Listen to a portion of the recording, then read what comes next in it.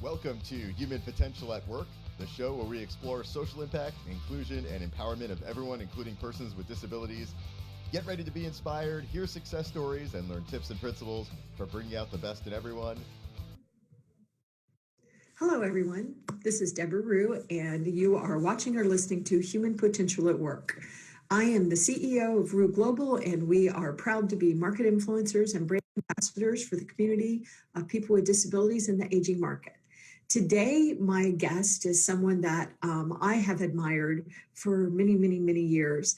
And she is a global presence and shown leadership all over the world. And she's very instrumental in getting the Americans with Disabilities Act. And I can go on and on and on, but I'm going to introduce Judy Heumann today. And welcome to the program, Judy. Nice to be with you, Debra. It's very exciting. I've had so many guests on the program, but I just admire your work so much. And I remember the first time we met, and I was teasing you before we started the show, but I know there's no way that you're going to remember this. But I had decided to get in the field in 2001, and I had been invited to a meeting in Washington, D.C. I was so excited. And it happened to be, I remember very well, September 10th, 2001. And I listened to you speak, and there were some other speakers, and I listened to a little bit of your bio and what you'd done. And I just was so starstruck by you. And I remember meeting you, and you were very gracious, and you welcomed all of us, and you came in individually, spoke to me at one point. And I don't even remember what the conference was. It was a one-day conference, but I remember going back to my hotel room and thinking, wow, I met Judy Heumann. This is the most amazing place. I was so excited. The next morning, of course, was September 11th, 2001, where, 9/11 certainly lives in on all of our memories in the United States. But on that particular day, I thought, boy, I don't want to be in Washington anymore. I'd rather be any place else except New York, or maybe on a plane that day. But I just was on top of the world after listening to you speak and hearing all the other speakers. But you were the keynote speaker on that. So a lot of water has passed under that bridge since then, but I really, really admire your work. So Judy, for anyone that might not really understand the depth of your work, will you tell us a little bit about who you are and some of the amazing things that you've accomplished? There's so many. Thank you. So I was just 71 years old, so I have a lot of years that I've been working, and I think the way to summarize who I am is I had polio in 1949 when there were no laws in the United States, or quite frankly, really in any parts of the world, that looked at disability from a civil rights or a human rights perspective. So I, like millions of other people in the US and around the world, was experiencing discrimination that was not yet being called discrimination. So I didn't get to go to school until I was in the middle of the fourth grade, and then I was only in segregated classes with very low expectations about what myself and my colleagues in school were going to be able to do. My parents, like yourself and many other parents, have had to become advocates, even though that might have not been who you were prior to having a child or a family member with a disability. So my mom and my dad, my mother in particular, because my dad had a small butcher shop. I grew up in Brooklyn, New York, and my mother organized with other moms to basically force the Board of Education in New York City to make some of the high schools accessible, because what was supposed to happen otherwise is students who couldn't walk up and down stairs went back onto home instruction. So I was able to go to a regular high school, not in my neighborhood. And I would say that over the course of my life, I've been very influenced by the ability to work with other disabled individuals to really define what we were seeing and continue to see as discrimination, and moving from feeling disempowered to feeling empowered. So work that's gone on over the last 60, 70 years, has substantially been not because of any one person, but because of the thousands of people who gradually have recognized that discrimination against one is discrimination against all.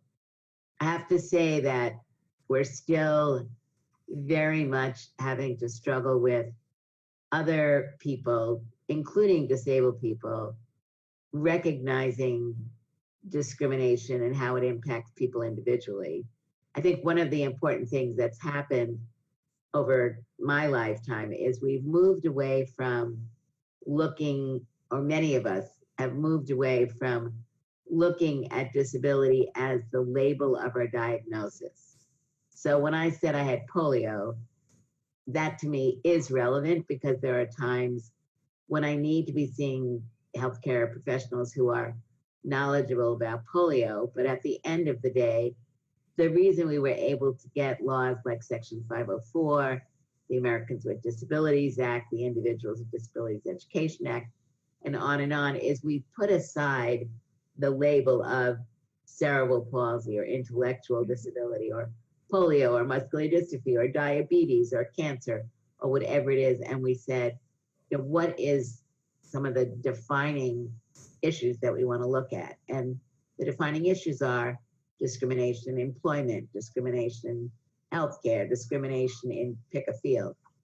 So that's been a lot of work. And I think all of us would agree that we've made progress, but we're not where we are needing to be yet.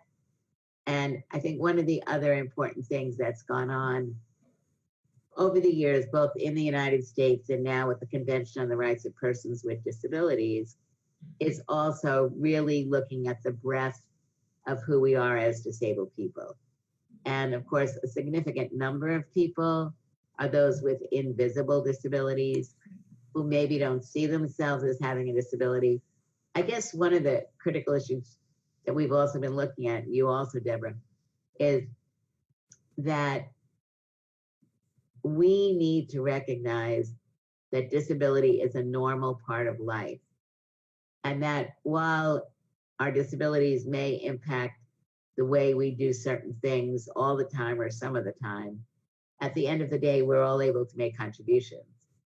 And when you can effectively address discrimination against those of us with disabilities, or put in place universally designed society, then it allows everyone to come together. So I've been very fortunate over the years. I started out as a teacher after I sued the Board of Education to get my teaching credential because I was denied my license because I couldn't walk. Helped set up a group called Disabled in Action, moved to California, got my graduate degree at Berkeley, worked with the Center for Independent Living, both on the board and then on staff for 20 some years. I was a founder of the World Institute on Disability with Ed Roberts, who some people may know. Some people call him the father of the independent living movement, and me, the mother of the independent living movement. I kind of jokingly say now the grandmother.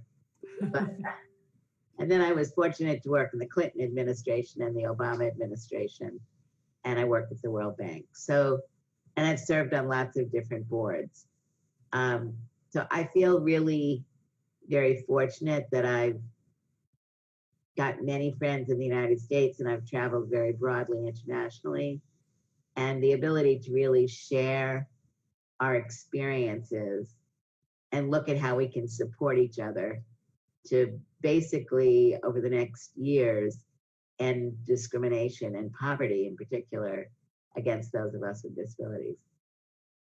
Yes, as I said, she has quite a background, and that's just really a little thumbnail of what she's done. And I am proud to be on the board of directors of WID that you started.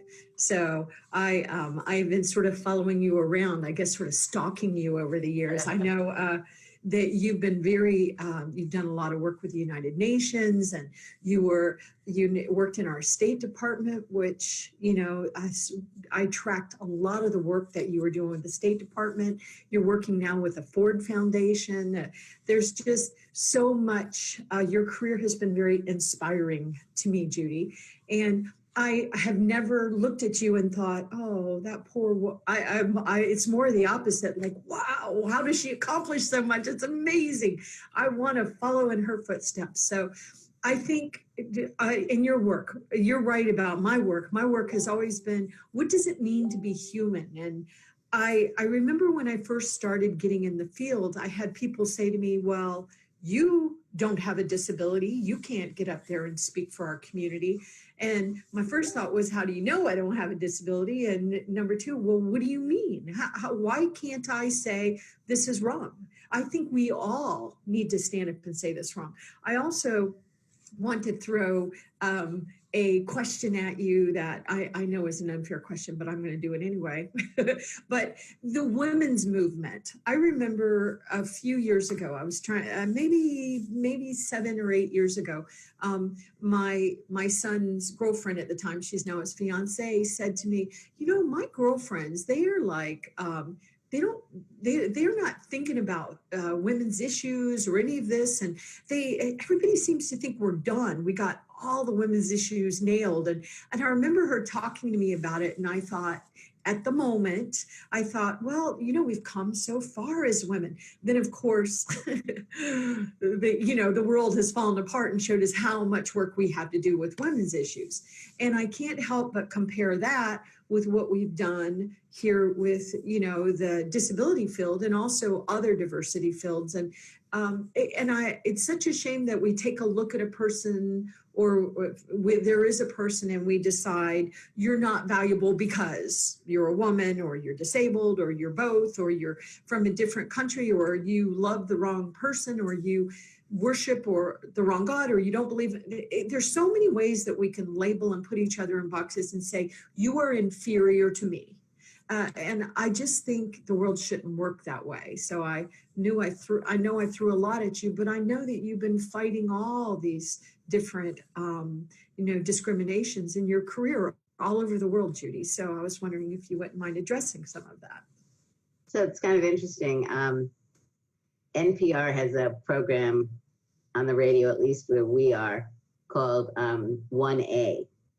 And yesterday, December 27th, they had a piece on 1A about women. Was 2018 the year of the woman?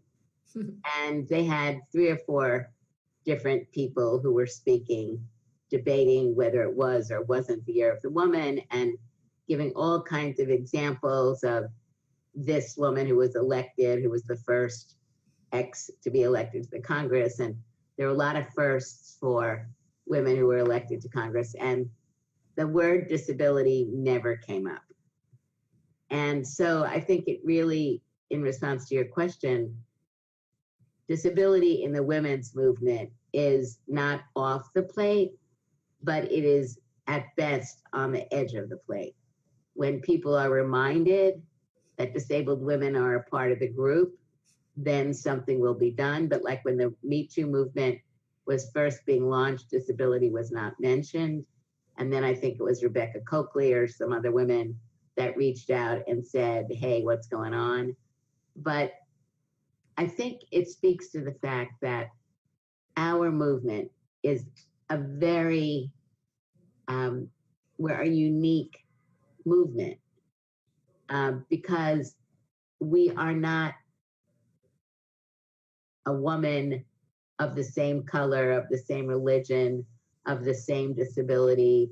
So just getting us together to be able to discuss what are some of the unique issues that we as disabled women face. If you don't identify as having a disability, then that's, as I said a few minutes ago, a major issue. So really, it is, I think, very important that the women's movement does really look at embracing disabled women as a part of the movement. We're seeing some of this more in social media, where some of the famous social media people, younger people, are coming out acknowledging that they may have various invisible psychosocial disabilities.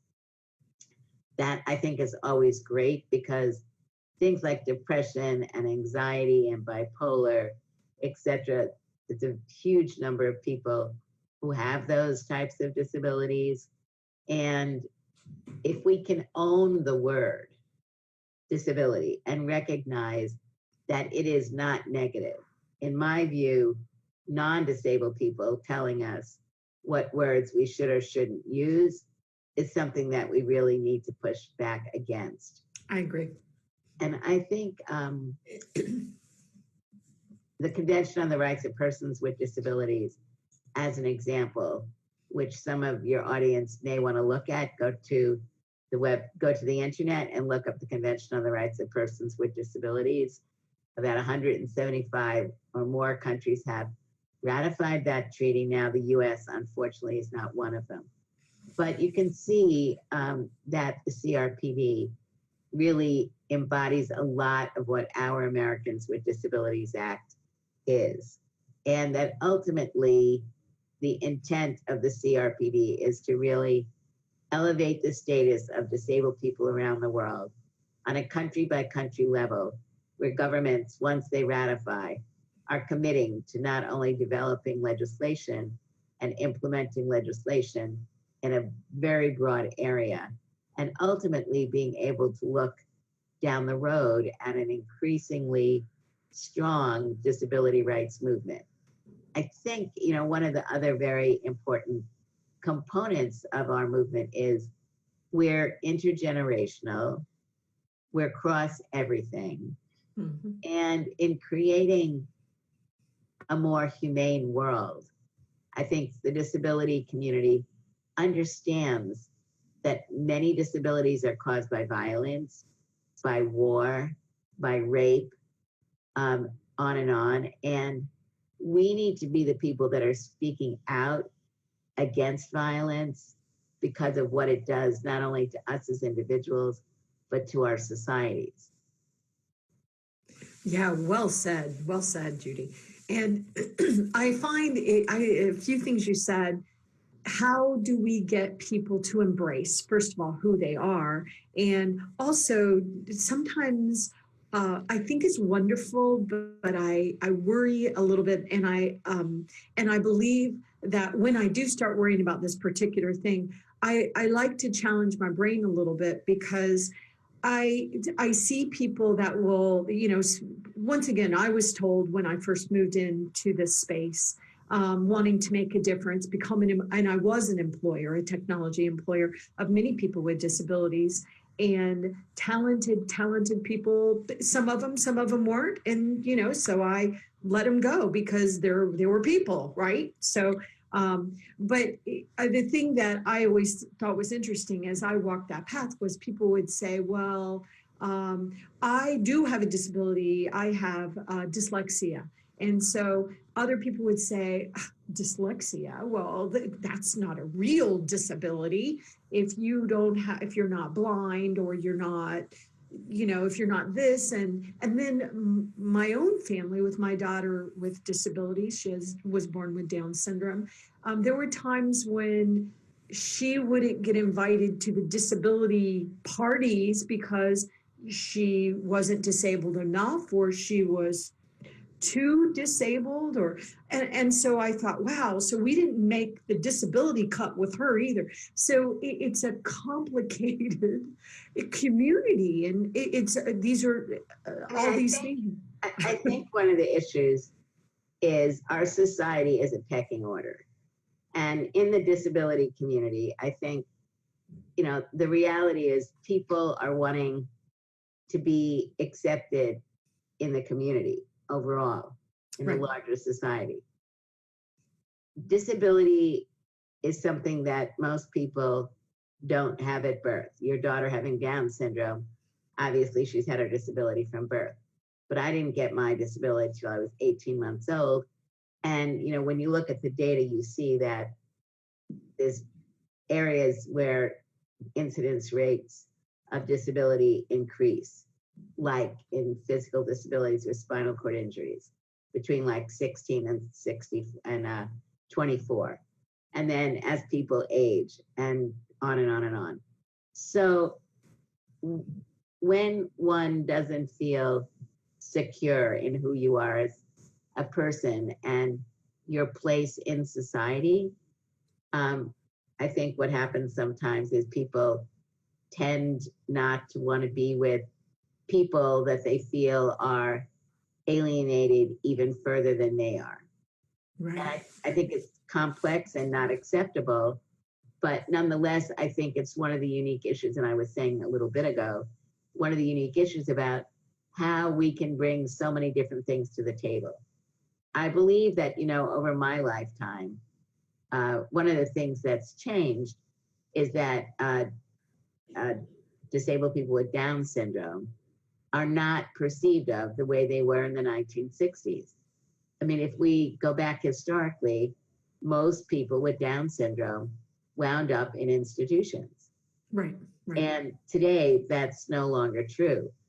And I would frequently, when I was working in the Clinton administration, giving a lot of speeches to educational associations, et cetera, would say, it's not that any of these children with Down syndrome have changed. The only thing that's changed is they are now in the community with their families. We have higher expectations than we did in the 1960s. And lo and behold, when you have higher expectations, people achieve to a higher level. And I remember when I was working as an assistant secretary in education, I had a meeting with an organization called, I think it's called Up Down Syndrome. And it was the self-advocacy part of the Down Syndrome Association. It was absolutely one of the best meetings I ever had. And I had hundreds of meetings. They were so well organized. The agenda was so together. And everyone around the table had Down syndrome. And what was very kind of unique that day is I get a call from the White House. And I need to say, I did not get a lot of calls from the White House.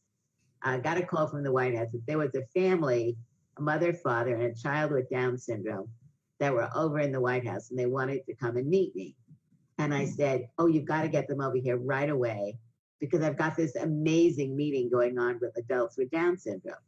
And they came over, and I don't know whatever happened, but I am absolutely sure that it was so important for those parents with a child that was like a year or something to meet all these adults who had Down syndrome, one of whom was an actor, and people were doing all kinds of different things, and another person who'd written a book. And so I think really the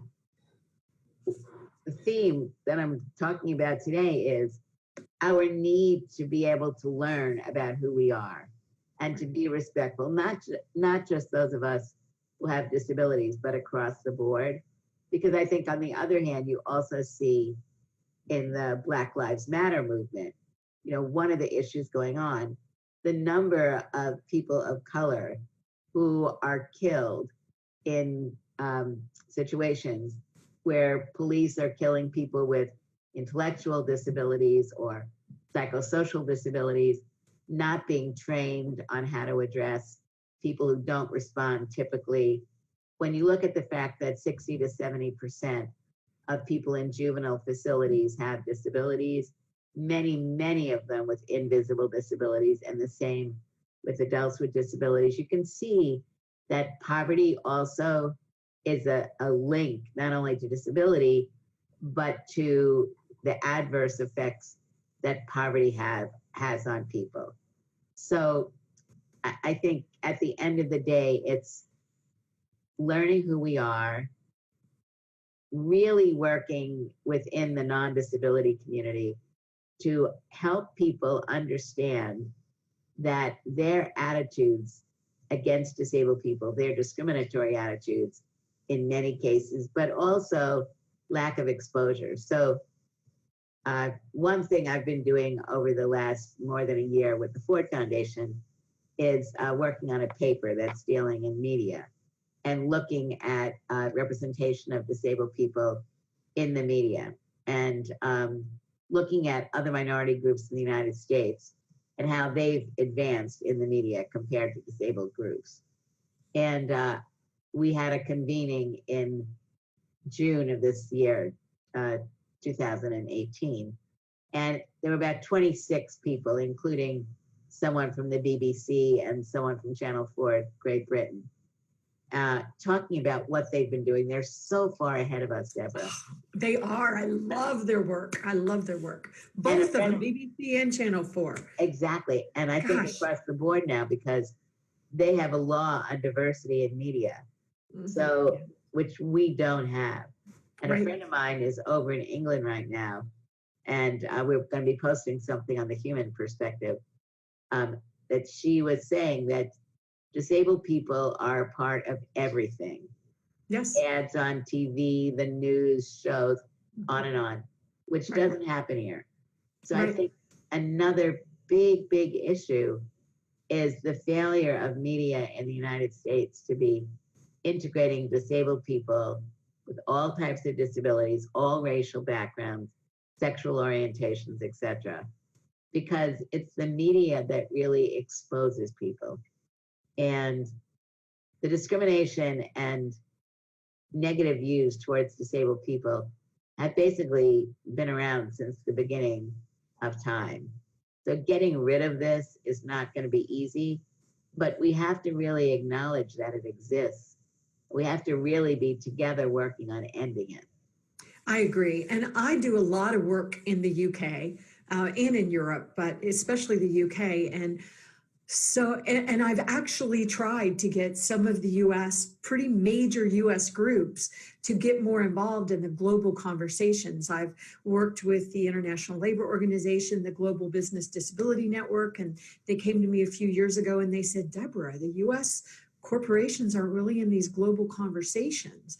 And so we put on a couple events. You spoke at the first one, Judy, and they're, you know, they don't really know what they're doing, meaning the corporations, but they want to do the right thing. I mean, not all of them, but I think I think there's a tipping point happening where the brands are understanding you need to get more engaged. And I wrote the book Inclusion Branding last year, and it was talking to the corporate brands about, we are a really, really large community. Yet we're not perfect. We're not all talking in the same voice yet, but we are here, and you need to tell us what you're doing to include us so we can support your brand. And it just was translated into Arabic and Spanish, which once again, there are a lot of languages we speak in the world. And so we all have to work together to do this. Right.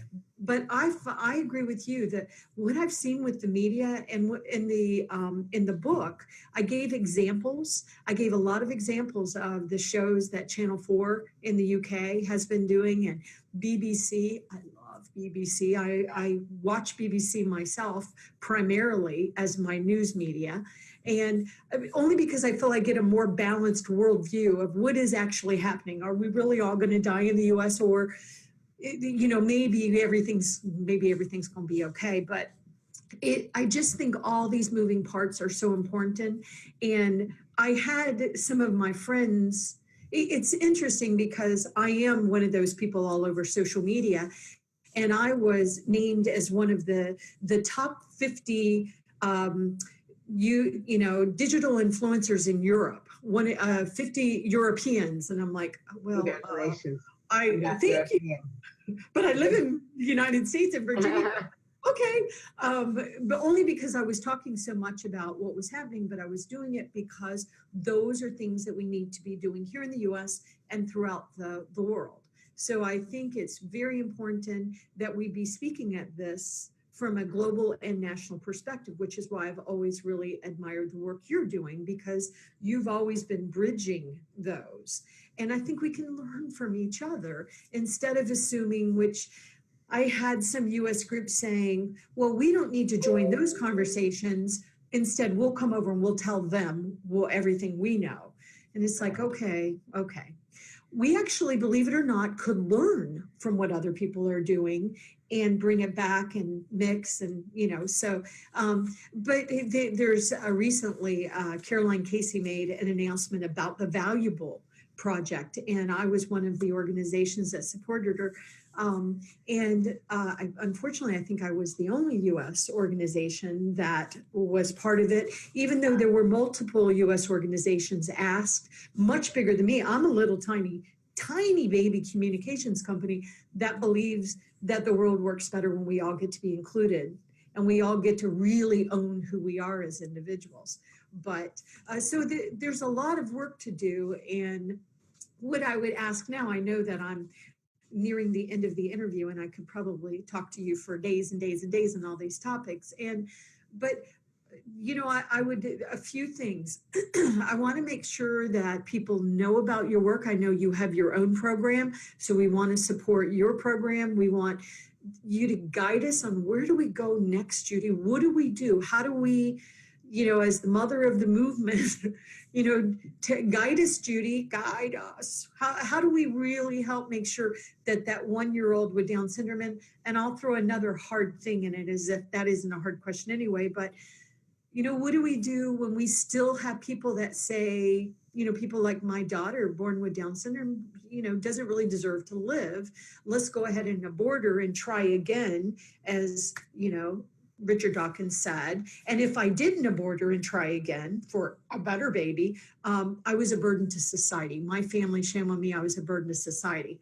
Mm-hmm. As you can imagine, I totally disagree with that. I think my daughter adds great beauty to the world, and she has changed my life and many other people's lives. So I disagree that she didn't deserve to be born. I think that she adds a lot of value and shows us what it means to be really human. So over to you. All right, so let's see. First, I'll give a plug for my program. It's called The Human Perspective, HEUMANN Perspective. When you come on, we're reconstructing our website. So you should come on to it either through YouTube or Facebook.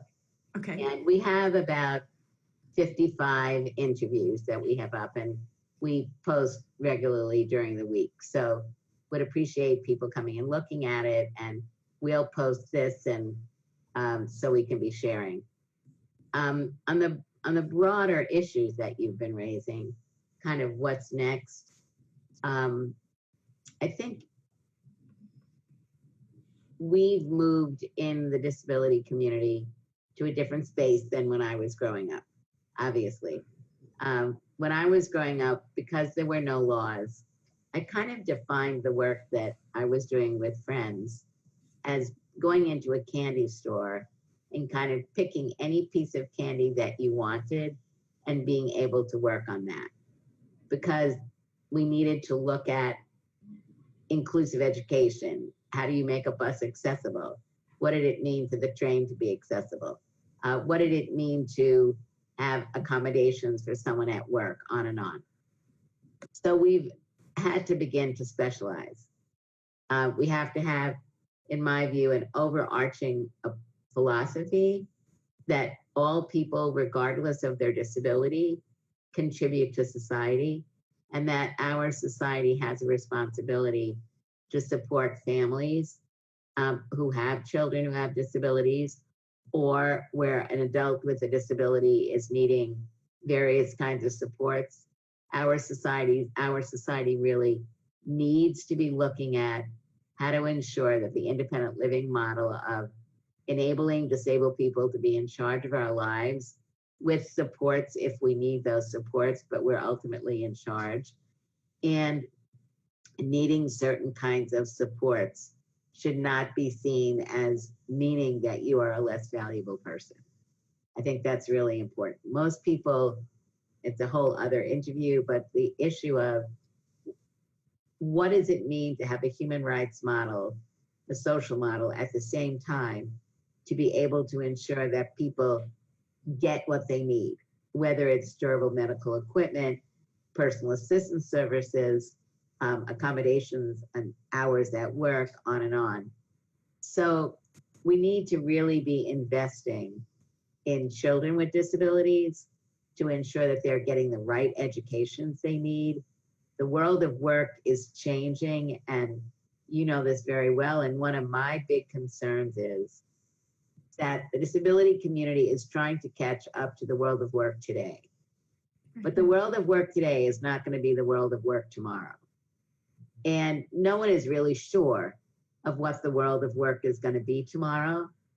And I think we need to be spending a lot more time demanding that we are at the tables where the world of work for tomorrow, which is not very far down the road, really is able to both look at the kinds of qualifications people are going to need in the various jobs that will be available.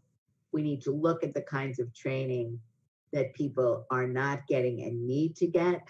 We need to be demanding that disabled individuals are getting the same kinds of opportunities as non-disabled people.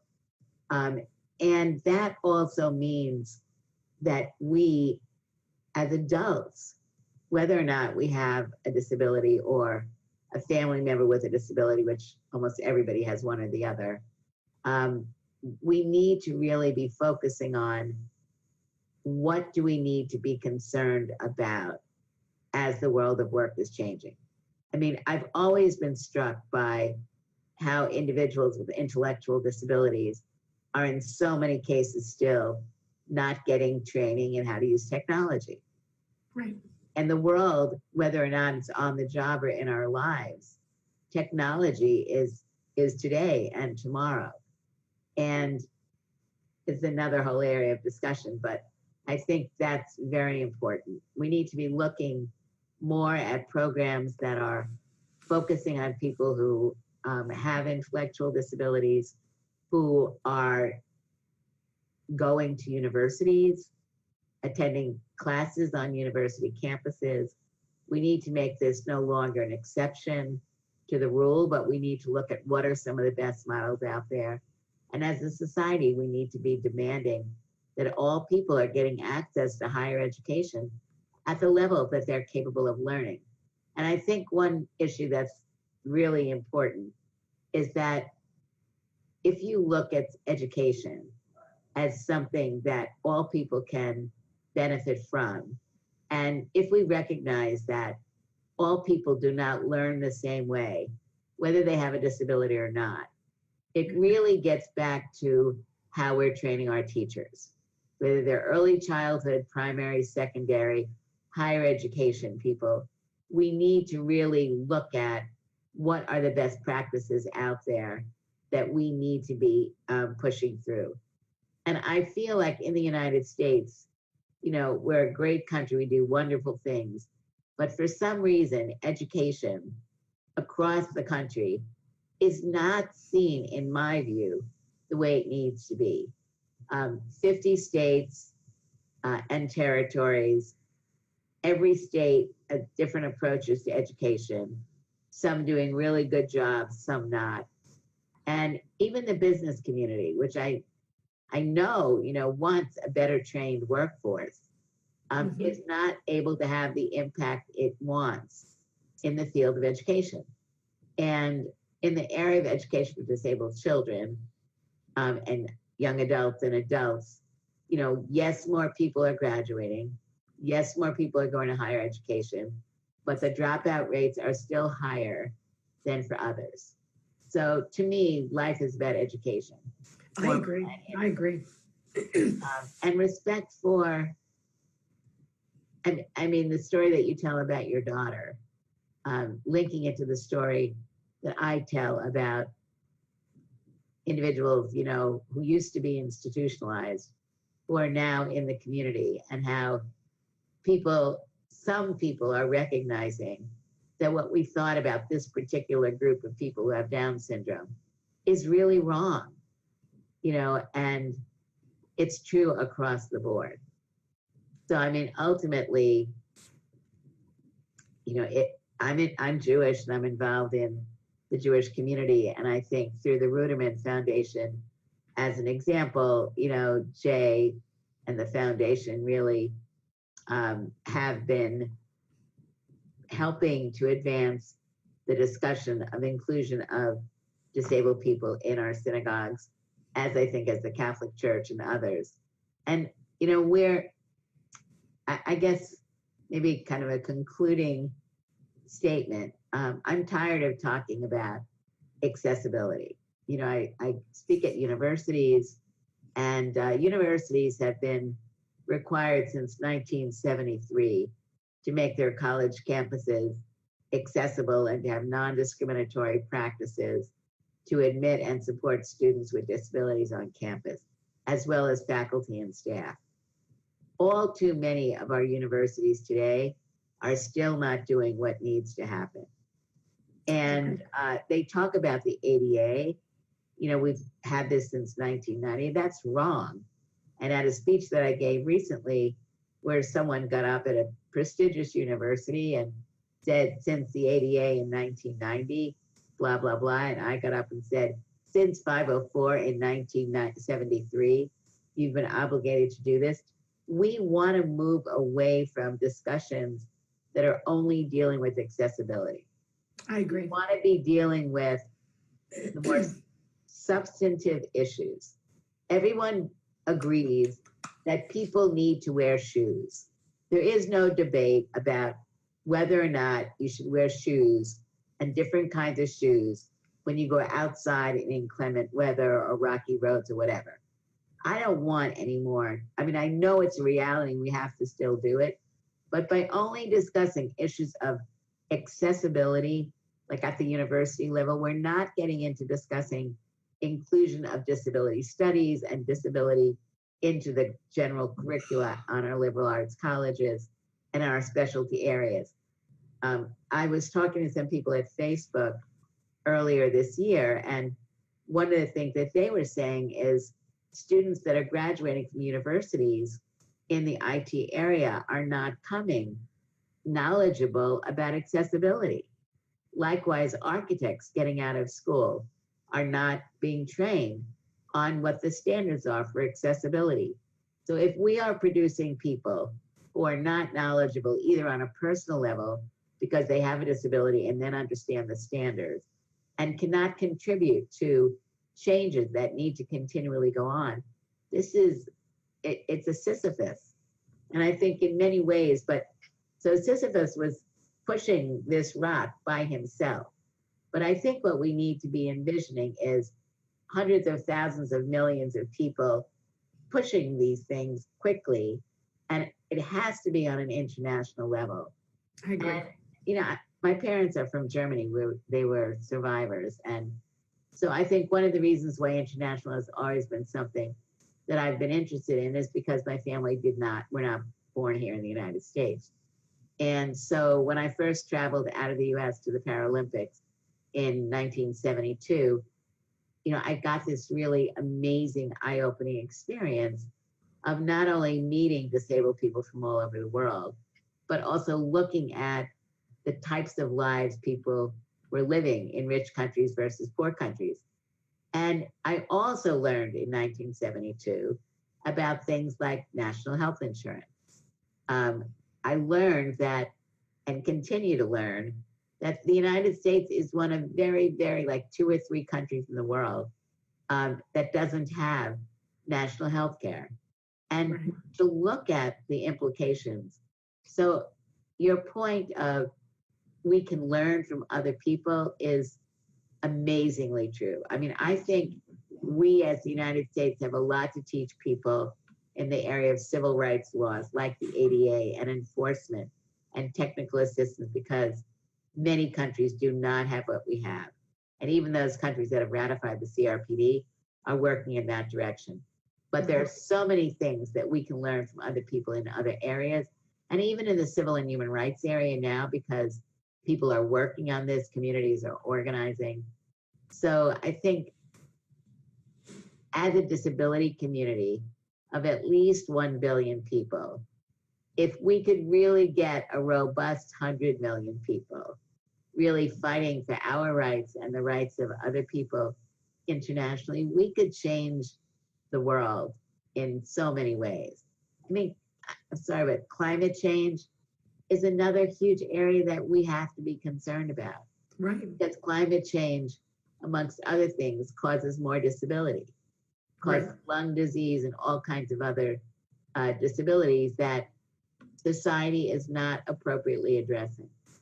So thank you Yeah. so much. But that's, gosh, we could definitely talk and talk and talk, but I totally agree with you about us only focusing on accessibility. And that's what I did when I first moved into this field for until 2011 and really 2013. Then I'm thinking, well, I thought if I did all this, more people with disabilities would become employed, but actually nothing's happening. And so that's when I started joining what you're saying, the mainstream conversations. We have got to be in the future of work, what's going on with the AI, the robotics, the autonomous car. Exactly. The educate. We have to be in these conversations. So, Judy, thank you so much for your work. What we're going to do, we're going to make sure that the link to your show is included. We're going to provide the link to, how to people can find you, the Ford Foundation. I agree with you. The Ruderman Foundation are rock stars. I had Jay on the show early on. I think we were like at 140, 145 episodes. He was like maybe 7 or something like that. But I just think there's a lot to be hopeful for, but there's a lot of work to do, and we've got to do it globally. So thank you for your leadership, Judy. Thank you so much for your leadership. Now we got lots to do, but we are very grateful for you. So thank you, and thank you to the audience. And I would really encourage any of you listening, please watch her show, subscribe to it. Remember, all of that helps. Give positive reviews. The negative reviews. Or if you don't like it, it's okay. Tell me. That's right. Tell us what we can do better. But really support the work that we're doing to try to make the world a better place. Because I agree with Judy. If hundreds of millions of us really get together and say, no, we believe to be fully human means everybody gets included. Everybody gets to really find out what your goal in life. We all win. Yes. So thanks to the audience. Happy New Year. Yes, thank you. Good way to start the new year too with you, Judy. So thanks everyone. Thank you, Judy. Bye-bye. Bye.